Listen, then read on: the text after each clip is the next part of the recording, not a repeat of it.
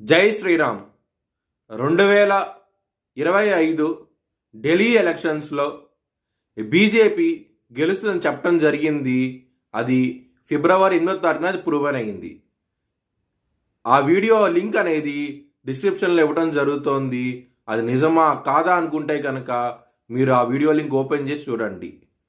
2022 నుంచి 2025 ఫిబ్రవరి వరకు మొత్తం 16 ప్రొడిక్షన్స్ అనేవి ప్రూవన్ అయ్యాయి. దానికి సంబంధించిన వీడియో లింక్స్ అనేవి కింద డిస్క్రిప్షన్లో ఇవ్వడం జరుగుతోంది. మేషరాశికి అధిపతి కుజుడు.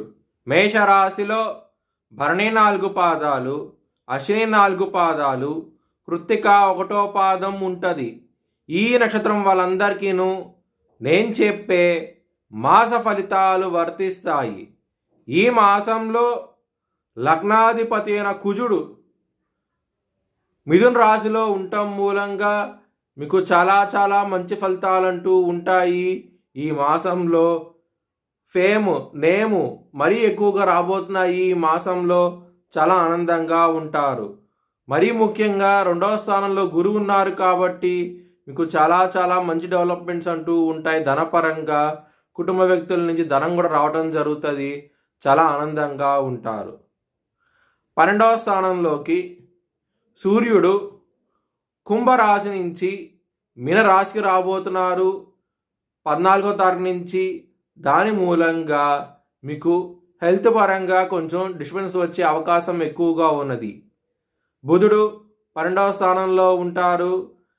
పెట్టుబడి పెట్టేటప్పుడు బిజినెస్ పరంగా తగ్గించి పెట్టుకోండి, ఇబ్బంది పడే అవకాశాలు ఎక్కువగా ఉన్నాయి.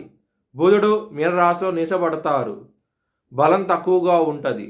మరియు సూర్యుడు, బుధుడు, రాహువు ఇన్ని గ్రహాలు వ్యయస్థానంలో ఉంటాయి కాబట్టి ఆరోగ్యపరంగా చాలా జాగ్రత్త అంటూ ఎక్కువ తీసుకోవాలి.